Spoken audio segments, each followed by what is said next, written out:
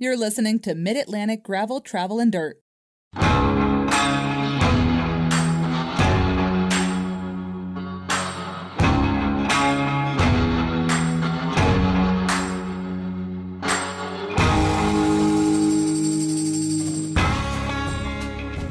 Hey everybody, I'm Brian. And I'm Joey. This is episode 136. You know, Joey, I messed up the numbers last week. Did you catch that? That's why I said we start dating in the show notes. Yeah. I called it 135 in one place and 136 in another, and it got all screwed up. But this is the official episode 136. Coming along, everybody. Spend the next hour or so with us talking about gravel bikes, adventure biking, bike packing, bike camping, the Pittsburgh bike scene. Joey? Yes. Or just playing bikes. Joining us tonight, Paul and MB from Travelers Rest Hotel in Pittsburgh. Welcome, guys. It's good to have you here. What's going on, everyone? For having us. Hi. As everybody knows, back in the spring, I had the great opportunity to I spent quite a bit of time at Travelers Rest because it was there for the day before the Gap tour. Then we did the 4 days, then had a couple of days of layover, and then we came back again at the end. So I feel like I'm like an old hat now in that. You're family. You're an old hat. At this point, you're family. I'm an old something. You're a neighbor. I'm not exactly sure what that is. What's everybody drinking tonight? Joey, what have you got in front of you? I got a Kentucky Mule. Nice. Can you hold that up? Because remember, we're on live stream now, so people can see it. Oh, I did the lime juice around the brim, put some salt down. Because I noticed it looks but it's like half bourbon and half It's like the proportions are. But what does it taste like? Tastes delicious. Okay, there you go. I don't know. I'm jealous. The little salt. It's the only time I've ever made it fancy with a little salt. Mm-hmm. I love the salt because I usually add more. Yeah, I usually add salt. I don't think people add salt. You were on the old fashioned train for a while. Yeah. Did you have you abandoned the old fashioned train or no? Okay. No, I just went straight bourbon and then you tried were, this tonight. You were talking about it yesterday. Oh, on our morning ride. Well, I got birch beer or whatever that's at the store yesterday. Ginger beer. Yeah, sorry. Ginger beer. And that's what goes in a sounded Moscow good. Mule. Yeah. It sounded, we had it with oysters last night. I am, as you know, on the training train for Unpaved. So I'm having my polar seltzer. That's all I'm doing tonight. But I'm trying to be good. There's less calories in this than beer. I know, but I don't know. I feel like if I drink, because I have to drive home. I'm just trying to be responsible. I don't want to drink, one beer, 2 beers, but hard liquor, I don't want. You guys got anything y'all are consuming? Any coffee? Anything going on up there in Pittsburgh? Having a coffee. Nice little plug, La Prima. In the bike shop, we call alcohol coffee at 4 p.m. because we put it in coffee cups. It counts. Totally counts. Absolutely. So, Joey, I don't know why you put in my show notes. What was MB drinking? MB, what do you got? You got anything? Oh, I've got Miller Lite Old Fashioned. I wish it was that, your type of old fashioned, but. Joey, you put in the show notes that my Diverge is dying slowly and painfully. It is. For all those folks listening, on Friday night, I was heading out to dinner with my wife, leaving the neighborhood, and Brian pulls in and just pops a spoke right there, or right in front, I don't know, and then rips it out of his wheel. His chainring bolts are rusted. It's making some noises. I got to bleed his brakes. Well, it's you've said it before. When things get clapped out, that just means it's because you're using them. True. Right? You're not abusing hanging them. Well, there's a fine line. For you guys up in Pittsburgh, Brian just destroyed his road bike. It was... Yeah, it was horrible. I had it on display as like what not to do for your bike for like a week. We're working on it. I took part of it apart today. You ever seen those like pictures of a cat that's done something wrong? And it's like they hang a picture around its neck, and it's like the shame thing. Mm-hmm. I think you had that in the front of the bike shop with like the only thing I didn't missing. put anything around it. But there was the only thing missing because it was definitely on display. It was the first thing you see when you came in the door. I was just providing you with a teachable moment for your younger staff. Yeah, for your younger staff to show them how bad things can actually get when people don't pay attention and just try to tear their stuff up. So, but then, that's so weird that like last week I rolled up in front of your place with the pop spoke. And then what happened today? I was out on the tarmac and literally I got a flat in front of the bike shop. I kid you not. I was coming out of Asbury. I could not have been any closer on my route to the bike shop than when I got that flat today on the I'm tarmac. always there for you. I think we're both piling on some big miles, getting ready for Unpaved. Yep. Excited about that. How many days is that now? That was in my segment. Like, All right, 33 days from today and 31 from the podcast itself release date. podcast release date. Okay. Which, if this is listenable through the podcast, 31 days. Oh, it's going to be beautiful on the podcast. Yeah, just Don't not worry on about YouTube. that. Just don't worry about that. So, sorry, Father Dave, 31 days. 31 days, Dave. And I secured us a Airbnb. Did you? Well, this is off right out of the heels of getting denied from another Airbnb. Joey's got a little backstory with Airbnb. I've been kicked off multiple times. Yeah, Joey spammed them for a while, and I found a great house, and the lady denied my request. The second one went through fine. So the first one was like 5 minutes walking from the start line, perfect on the rail trail. Could have had some alcohol and gotten home fine. Now we're about an 8-minute drive out. No big deal. that's not too bad. It's not as far as Mifflinburg was. That's right. And the nice We thing were is kind of questioning if we were sober enough. it's a little smaller, so we didn't have It's It's a 6-bedroom or 6-bed, but 5-bed and a crib. So we'd put out the all call for listeners to say, Yeah. hey, if anybody wanted to come, like jump in our Airbnb. But now we're in a smaller place, so I think we got it full. Yep. So You, me, Larry, Jess, Marcus. yeah. So we're set, and I claim the crib. Because Yes. the crib was literally listed as one of the sleeping accommodations. I don't understand that at all, but I claim the crib. Yeah. Because that's just the way it is. And that I think I'm feeling really good about Unpaved. I think you're feeling really good. I'm feeling great. This weekend, we'll talk about next week, that little gravel tune-up. I mean, we definitely had way more climbing than Chris Howell put out there. Yeah, by thanks, Chris. An extra 1,000 feet. Well, no, it was only an extra 400 or 500 feet. However, it threw us off by mentally, it was an extra. I felt like it was an extra 1,000. So I was totally fine climbing, but mentally, and what we all talked about was, yeah, it was hard. We went out to Purcellville, and we're going to talk about that next week. We went out to Purcellville and did a little Loudon gravel, and I think we got another little gravel adventure planned for sometime soon, just to kind of like get the fine tuning it. Yeah, I'm feeling great. My climbing and stuff. Yeah, I just kept it at the pace I would do all day, and I was super comfortable, and fitness was good. Kona felt great. Yeah, so I won't be riding at every ride until I'm paved. Okay, had like zero issues getting on it. Yeah, got back on my Ethos, have lower back issues. Well, I'm glad. So I will continue to ride it, but it would have sucked popping that spoke at Unpaved. So, yeah, well, there's that. Yeah, although I worry, because once you start popping spokes, it's a I got a wheel that, set coming that might work for you. Okay, well, we talked a little bit about that. So, but anyway, let's do Strava Club. That's my wrap and then up. Jump over into 31 days, Dave. All right, Matt Duster from Shady Side, Maryland. Duster. I always call him Deuce. I don't know why. Matt Duster from Shady Side with 187. Matt is the manager of Bike Doctor Annapolis. Good job, Matt. Always rolling around South County, Anne Arundel. Dave B. from Wilmington, North Kakalaki with 158.7. And Sean Roberts from Woodbridge, Pennsylvania with 137.7. I don't know where that is. But our top 100, I didn't make it this week at all. We were at 126.3, even though last week was 123.6. Oh, that's weird.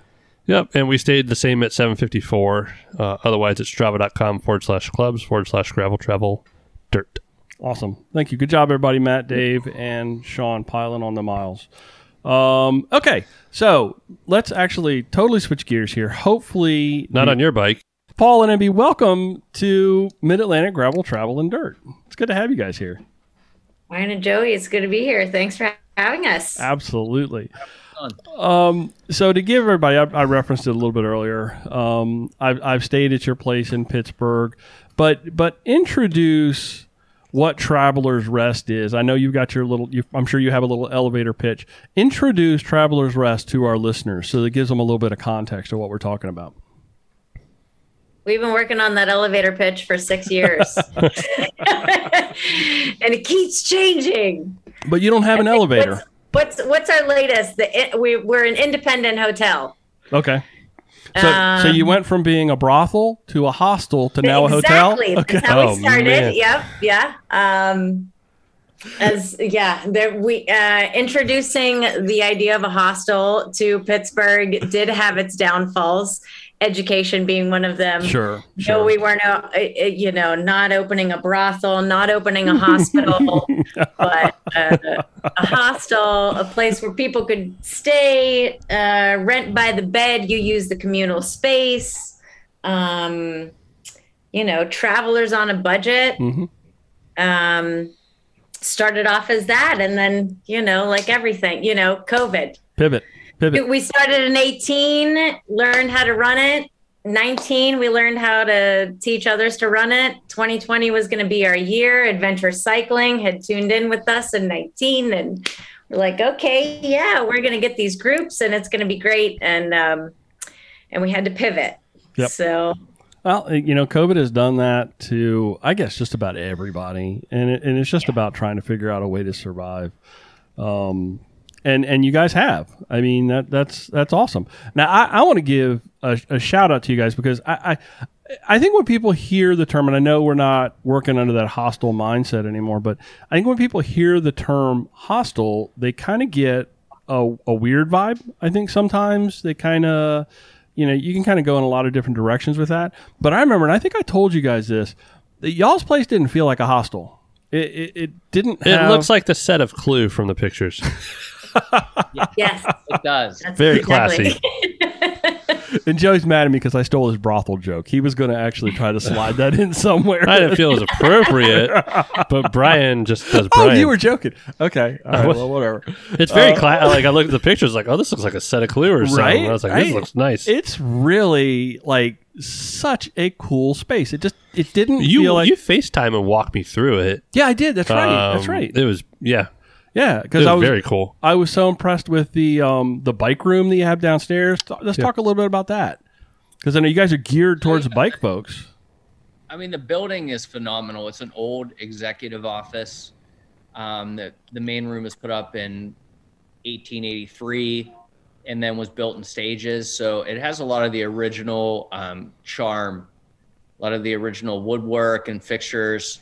So we took on a really ambitious project because we were trying to, keep the historical element and trying to switch it over to a modern day hotel.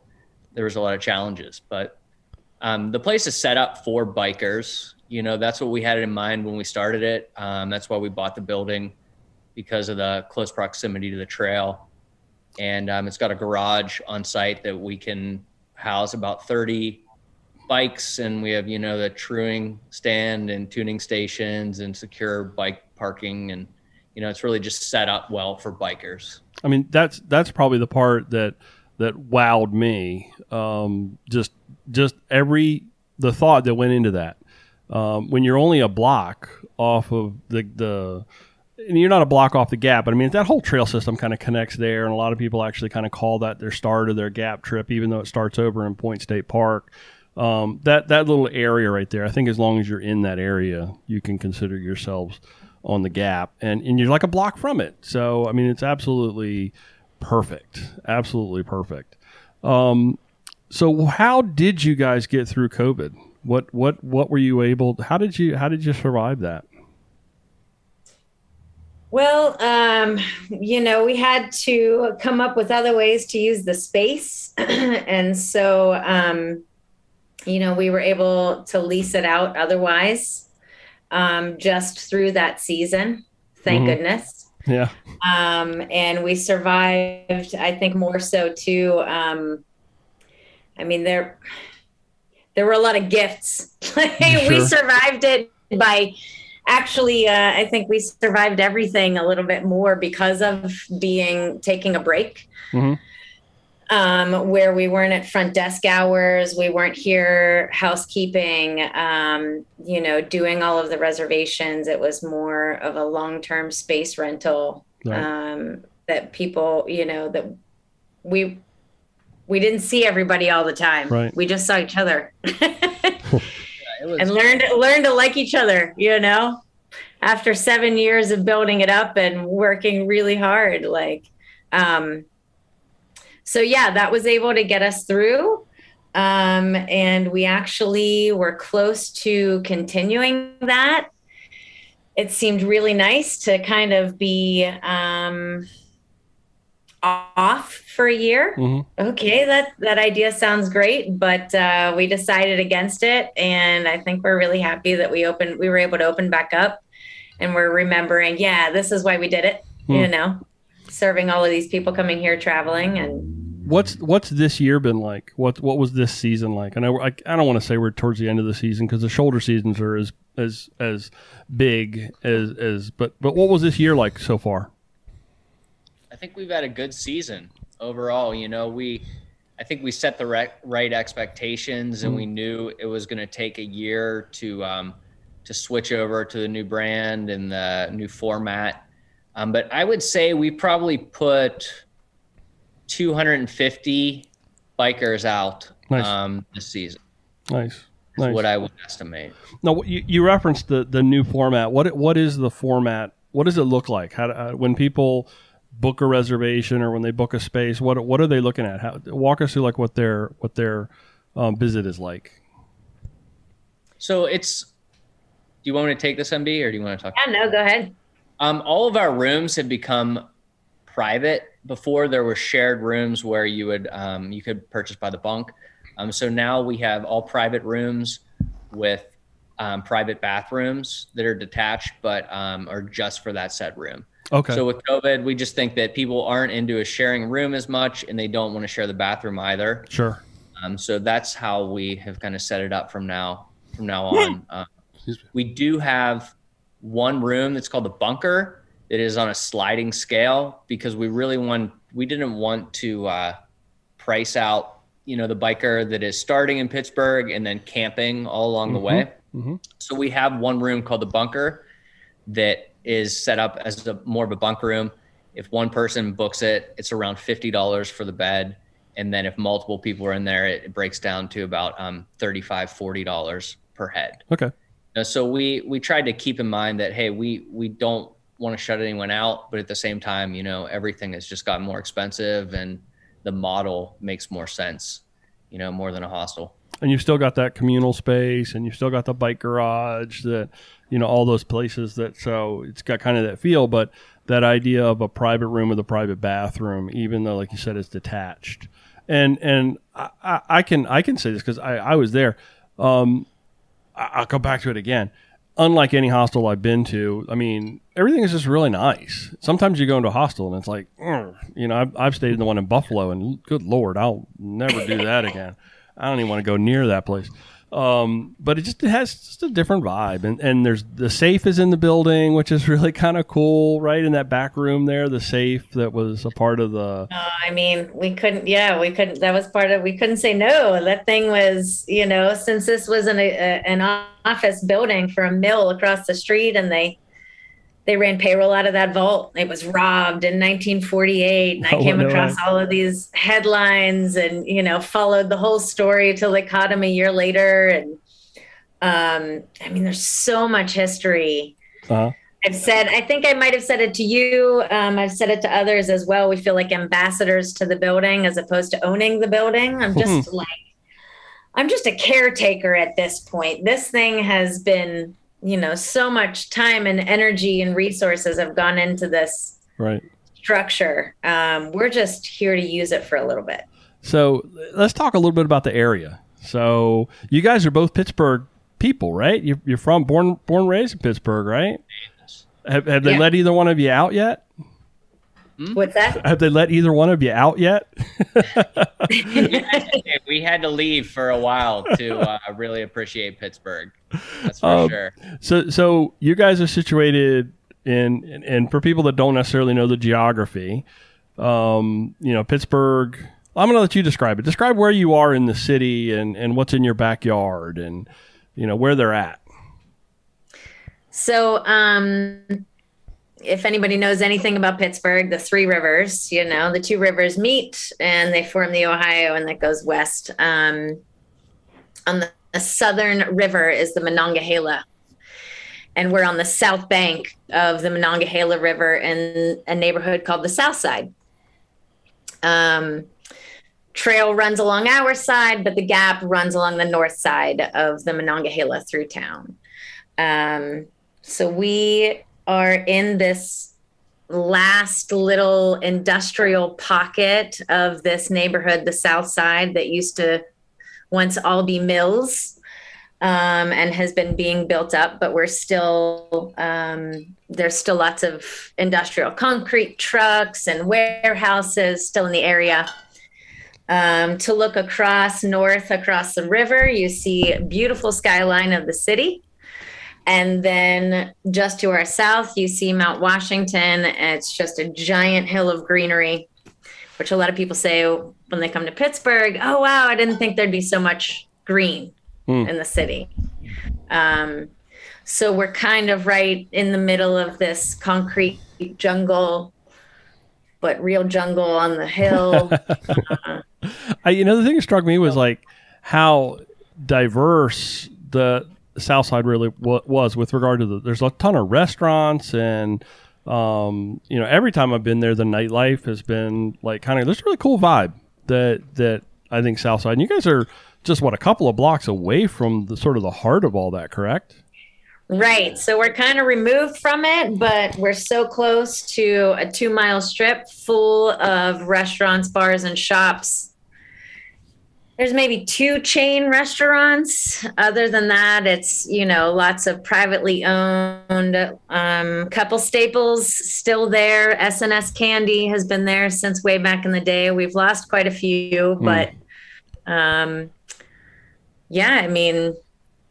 trying to think also the position of our building is good because it's close to the city as well. We're only a 10-minute walk into the city.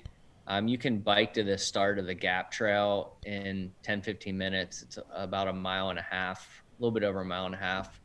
So we're, depending on what you're looking for, if you're trying to go into the city and see the shows or a lot of the restaurants, it's close by, and then Southside has plenty to offer. So and then we're only 2 blocks away from hopping on the trail. So it's just, everything is very, very accessible. Right. And it's, that was the thing.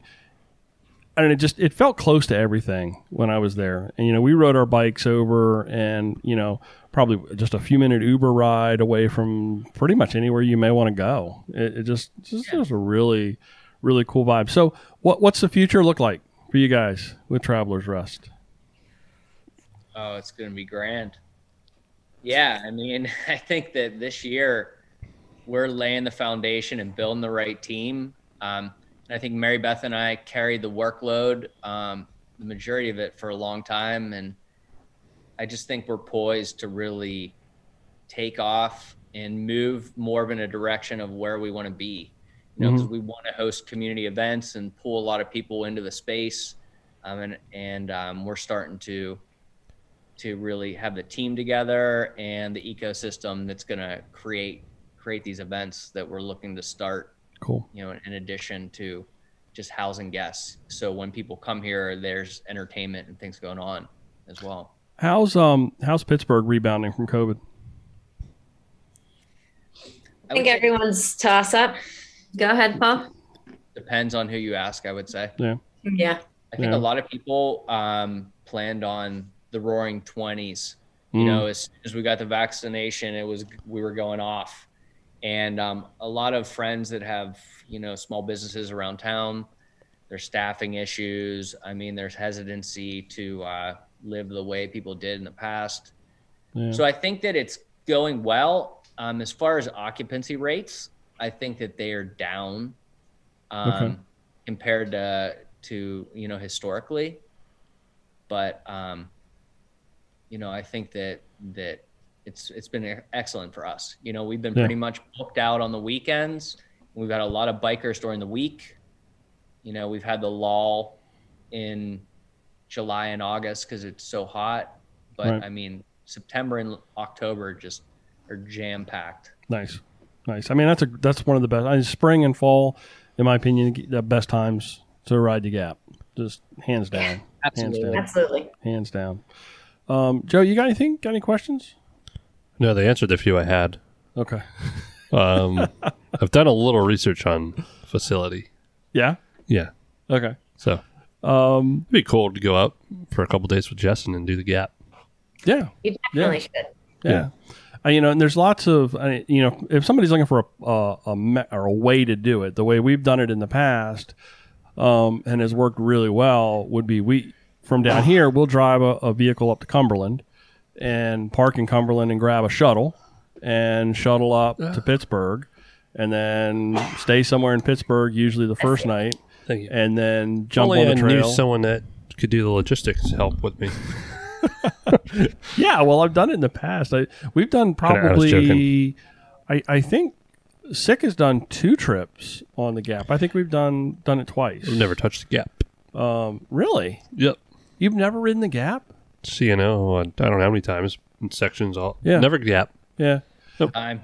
It's a different vibe than, That's what I hear. The That's what you've always told me, yeah. The towpath is a little more, kind of green tunnel rustic kind of thing. I love the way Gap starts in sort of very industrial spaces, and this is what I told our participants: is that you're gonna watch this transition.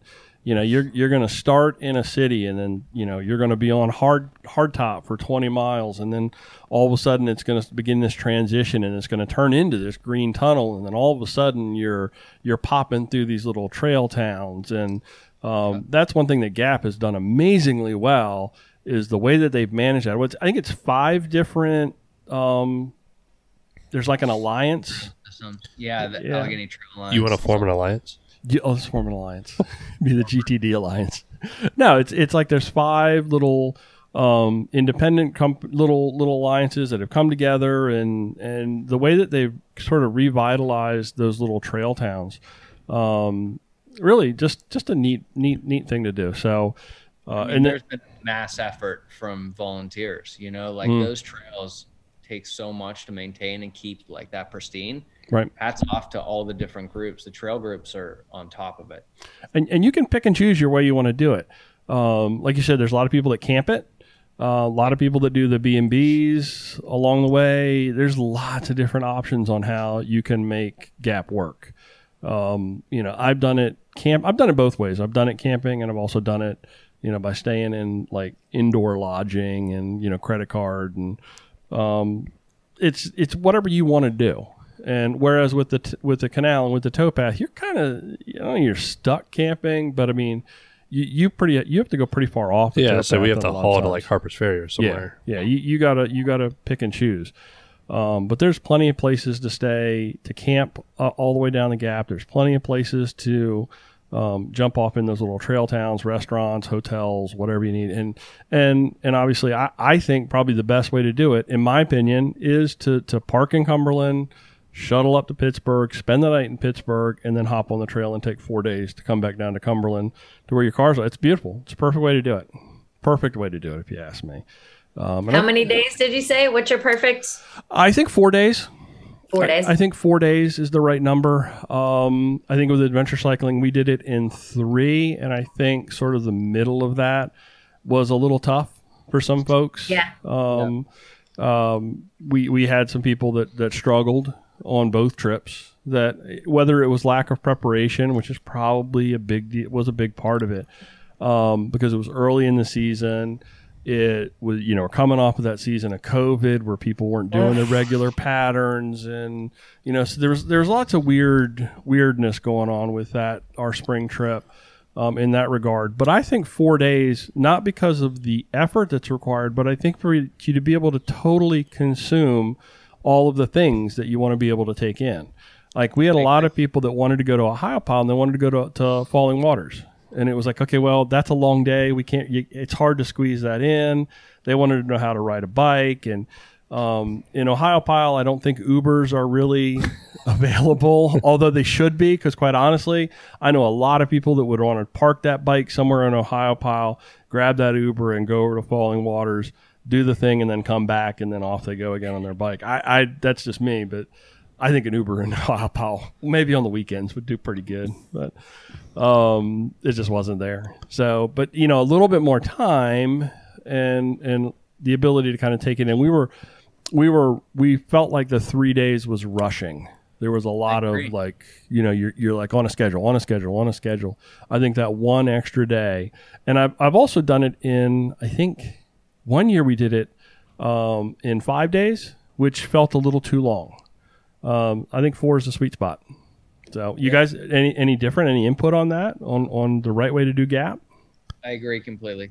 Yeah, I've done it a couple of different ways now. I think that one of the main things, people overlook Pittsburgh. You know, a lot of people settle in Pittsburgh, they leave in the morning, or they'll get the train in late at night. They'll arrive at Pittsburgh at 1 o'clock in the morning to our spot, and then they're off. And I think they're really missing out, you know, like with places like Bicycle Heaven. Like we send most of our people over there. If they're bikers, it's the largest collection of bikes. Like, it's just always a home run. You know, so I think it is great to get a taste of the city and then transition into the towns, you know, these small little towns. Agree. Pittsburgh has so much to offer. To offer.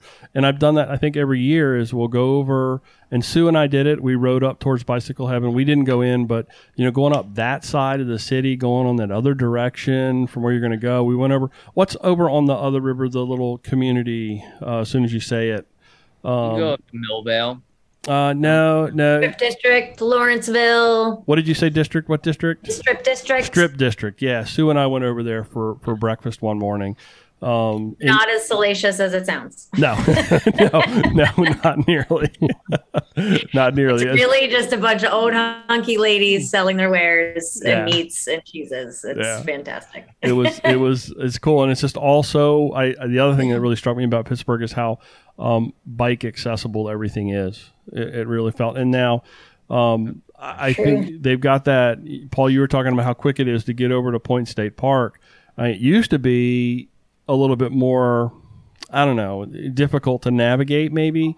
But now they've got that little side chute with that ramp that comes down off of the bridge. It's super easy. Perfect. Super easy to get over to Point State Park. There's no reason.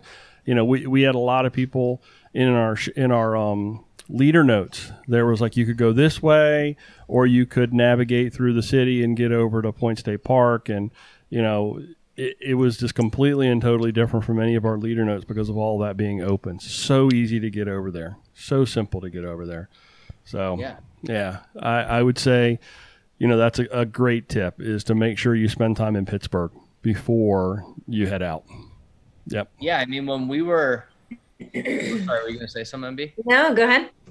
When we were starting to design this project, we talked to a lot of outfitters that said they started in Homestead. And they would just drop it off because it was convenient. And then people would, you know, ride into Pittsburgh, get their picture at the point. And we're just like, oh, man, you're missing out. Yeah. Like, if we put some spot up that was like the base camp for, you know, I always say the hub for tourism. Mary Beth would always do that. But I think that it was something that we saw, like, hey, we love this place. We want to be ambassadors. Like, come stay with us. We'll show you a good time. We've got tons of suggestions. Yeah. So tell me, tell folks, how can they find you guys on the web? Where can people get a hold of you? Website, all that kind of stuff. I thought he was going to say it. Travelers Rest. So it's SSTRPGH.com. Okay. And we've got, you know, Instagram is at SSTRPGH, and we're on Facebook. You could go on and just see our ratings, see what people are saying about us. Nice. You know, we work our butts off to make sure people have a good time. And I think you read over our reviews, you'll see we really try to deliver on that. That's awesome. And I'll put links in the show notes to where people can, you know, like just jump in, click the link and head over to you guys. You know, we started this idea after traveling, and when we traveled with this thing called a Lonely Planet guidebook. And that was how you found everything. It was this thick Bible of a book that, you know, we're still catching up to. I feel 80 years old when I say I'm still catching up to social media and all of these things and posts and tweets and things. But well, that's that's all I had planned for. I got to get into the Lonely Planet, and then the whole game changed. Everything went sideways. It took too long to build it.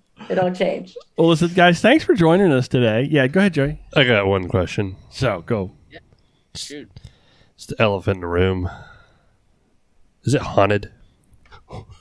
Is it haunted? Yes. Haunted. Oh. We had Oh, there we go. we had a group came through. We had ghost hunters come through. Yeah. The Steel City Ghost Hunters. As soon as we bought it. They found all inconclusive evidence. Okay. So there was really nothing. They found nothing. Although we were surprised. Byers Pipe is the name of the company, and Mr. Byers owned a mansion over on the north side that is supposedly haunted by his daughter's nanny and somebody else. I don't know. Yeah, the history of this family is wild. They've had some tragedy for sure. So when we started digging into the history of it, it was like what we started pulling up. You know, there's a lot of information about them. But that was the office, and nobody would be wanting to like go to work to be the ghost. At work. I mean, that's Who one would of want to spend eternity at work? Oh. that's one of my big I'm not bugaboos. my So, work, that's for sure. So that was really concerning you over there, Joey. oh yeah, That was it really sounds great, lovely. But I told my wife we were buying a house. I said, can't be haunted, can't be old. can't be old. Beautiful. I love the craftsmanship and stuff. Well, But, why can't a new place be haunted though? Why can't a new place be haunted? hey, let's stop talking about this. I'll need a lot more to drink It was before I go not to bed. built on top of an old Indian cemetery, burial, yeah. as far as I know. I watched Pet Cemetery when I was 6. And I was supposed to be in bed. That scarred me for life. Scarred ever since. Yeah. That cemetery and Poltergeist. They're two Oh, yeah. scariest, creepiest movies ever. I still can't watch them. Absolutely. Sometimes dead is better. Isn't that the font line from Pet Cemetery? Pet Cemetery? I don't relive Pet Cemetery. I played with Judd, and now I'm gonna play with you. Joey's gonna have bad dreams. All right, guys. Hey, listen. Every week when we shut her down, we play a little game called This or That. We put a couple of things up against each other. You guys want to play along? Please do. Yes. Okay. Do I have to come up with something? Or No. can I just- We'll get. right, then I'm in. I am your MC for this. Haunted or not haunted? And let me get back to my list. And what I'm going to do is you're our guest. So MB, I'm going to toss the first one over to you. Then Paul, you answer. Then Joey, you're up, and then I will close it out with the same thing. Okay, first item up on this week's This or That. Have 600 feet of hard elevation for your last 12 miles on a ride, or 1,000 feet of easy elevation for the last 12 miles of your ride. That's kind of like an easy one, Joey. But MB, go ahead. Well, seeing as I just did my first 25-mile trip, and that's the longest I've ever done, I'm gonna have to go. I think of myself as a marathoner, so I'm gonna have to go with the 1,000 feet At the front end. Yeah, I think that's the right answer. Gotta go gradual. I'll go gradual. I'll ride the gap this direction to Cumberland every time. Joey? I'll do the gradual, whether it's 2,000 versus the hard 600. Yeah. But when the ride with GPS, Chris Howell puts together, it's an easy 600, it's a hard 1,000. So this is a little our good friend Chris Howell over at Dirty Kitten Productions that does Dirty Kitten Gravel Race gave us a route off of Base Camp Frederick, which we followed in Virginia, and it said we were supposed to have 2,000 feet of elevation or 2,200 feet? 24. And it ended up to be a lot more than 3, and we only had so much left from the last And rest stop, it or was like little. all in the last 12 miles, it felt like. It was all there. It was interesting afternoon after we reached Philippon. Okay, second item. I think this one's going to be an easy one for you guys. The second item on this week's This or That, Pittsburgh or Cumberland? Ooh. Pittsburgh or Cumberland? Pittsburgh or Cumberland? Oh, Pittsburgh. I like Cumberland. I've got no problems with Cumberland. I've got a lot of great friends from Cumberland, but the Pittsburgh's tough to beat. Yeah. I can't say anything other than Pittsburgh. Joey. I mean, what do you guys have to think about this? But Joey's going to answer. Joey? Oh, he's thinking. That's tough. Well, You I've never haven't been been to there. Pittsburgh, You've but never I hear been. so much good stuff. We have a big Pennsylvania. We have probably more Pennsylvania followers than Marylanders. And I talk about it all the time. It looks beautiful. It looks Ernie- beautiful on the website. Ernie Pliers is there. Hey, Ernie. Who's that? Ernie Pliers. Pliers. Oh, yeah. REI. Yeah, sorry. I was.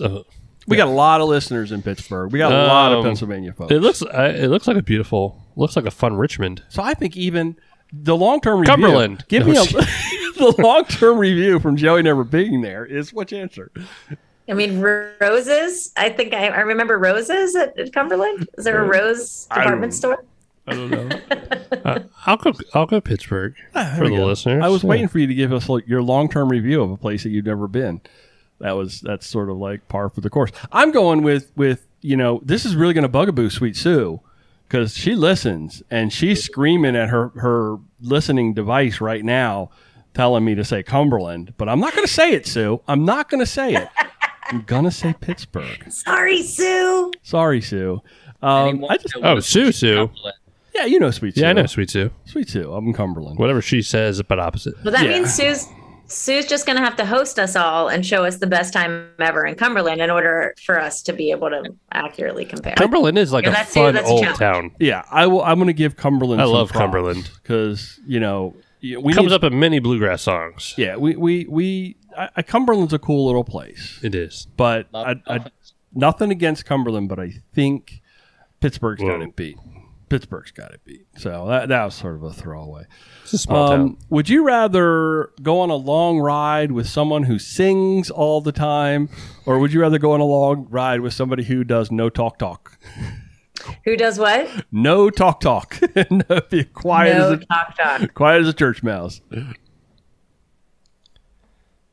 I think the no talk, but I would be the one singing all the time. No way. So Paul's answer is going to be really interesting. He's like, it would probably be Hamilton. Singing. I guess I'm imagining going out on the Gap and someone not talking to me for 4 days.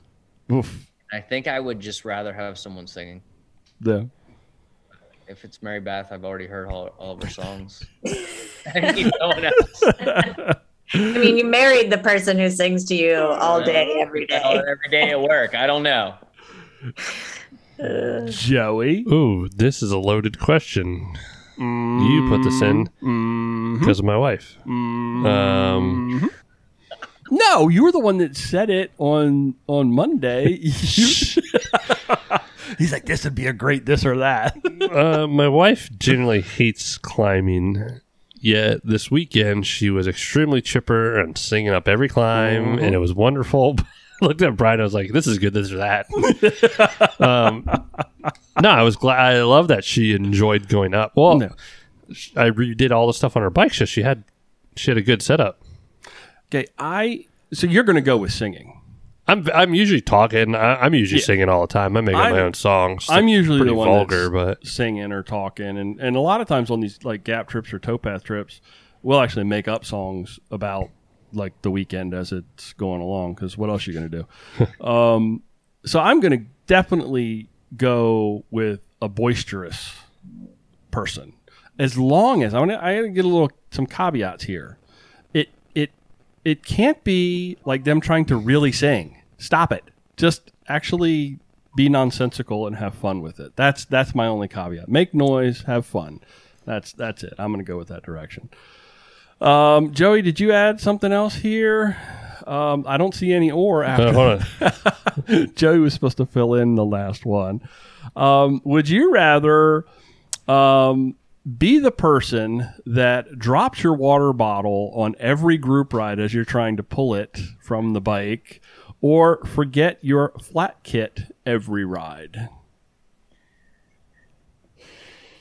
And B's like, I just rode 25 miles. I ain't got a clue. What are you even talking about? What language are you speaking? I don't even know what I'm answering. You can pass. You can pass. I think I would rather be the one who drops their water bottle. What is it? Every mile? Okay. So let me give you a like an equal. It would be like you're the person that drops a drink at the bar every night. I'm already that person. So, or forget your I'm wallet. working on accepting myself. So like that seems accurate. That's already who I am. I'm going to be dropping that. But wait, what is it? Or my flat kit? Or forget your wallet. Yeah. So you drop your water bottle, you forget your flat kit, one or the other. I don't know. Yeah. I mean, is it bad to cut, hey, can anybody, someone's going to be helping me put a flat anyway. There you go. So, I'm going to be flagging help because even if I had a flat kit, I would be no good. Perfect. Paul, where are you at? I'd much rather drop my water bottle or even forget it. I hate pushing my bike. Nice. Bottom line, I hate pushing my bike. I just make sure I get a flat right in front of the bike shop. That's what I do. Joey, where are you at? Jerry, where are you at? I think I'd rather drop a bottle. Really? Yeah. Yeah. Because I'm not gonna wood. I'm really, really good with flats. Yeah, you are. Well, you are a bike mechanic, so doesn't mean. But not on group rides. Not on group rides. Yeah, not on group rides. I am nobody. I think I'd rather drop a bottle. I would never. I dropped a bottle one time coming down a big screamer descent. I was up with some folks in Frederick, and it actually destroyed the bottle. So I was down a bottle for the whole rest of the. Well, I went 20 miles without water. Well, it's because your wife's camel. My wife's a camel and took all my water. Drank all your water. I had a really bad headache. But that next day. Since I've gone tubeless, I mean, flat kits. I shouldn't say that, should I? There you go. I've done it. I messed up. Yeah, but the nice thing is in the age of COVID, you can't borrow somebody else's bottle. But I borrowed yours. It's true. But in the age of COVID, you can certainly bum a spare. You can certainly bum a tube. True. Yeah. Yeah. So I don't know. There's lots of ways to go back and forth on that one, but there it is. People are more generous during COVID as well, as far as, oh man, you don't have one here. You got, as I have found, more generous and kind and accepting. Well, that takes care of our this or that's this week. Thank you guys very much for playing along. Thank you guys for joining us. It's been a lot of fun. I put in my wish list for next season's tours, and Sue, as soon as it came out, she's like, "Did you put in for Gap? Did you put in for Gap? Did you put in for Gap?" So I said, "Yeah, I put it on my list." But sometimes it doesn't always happen. You guys have wish lists? Yeah, that's the way they do it. We get a little list at the beginning of the year, and they tell do you want to do big tours, little tours, a lot of tours, a few tours, and then here's all the list of them. Here's what are you interested in, what are you not interested in, and then you don't get anything that you actually put you were interested in. So it's just it's always kind of a crapshoot. That's kind of the way it works, When do we get enough clout that we can call them and say we will only host? You could do that right now. You could do that right now. Because absolutely, Brian and Sue, they're always welcome at the Traveler's Rest. We sure do. We sure do work well together. I'm gonna be honest with you. I think so. I enjoy working with Sue, and I would do that again any day. And I'm looking forward to my next trip to Pittsburgh, because even if it's not with adventure cycling, I know that I'm going to be back to Pittsburgh. So, well, I'm very excited about the appliance disposable place right next door. The appliance disposal it's place? all on the map. Oh, Joey's like Google Maps. Appliance warehouse, catty corner. Oh, yeah. It's amazing. Also, I would definitely recommend it. So if you need a refrigerator. Appliances are from here, from there. I need an auger guy. You need an auger guy. Okay. Anybody got anything else before we shut it down? Joey, Paul, MB. No, check out the room.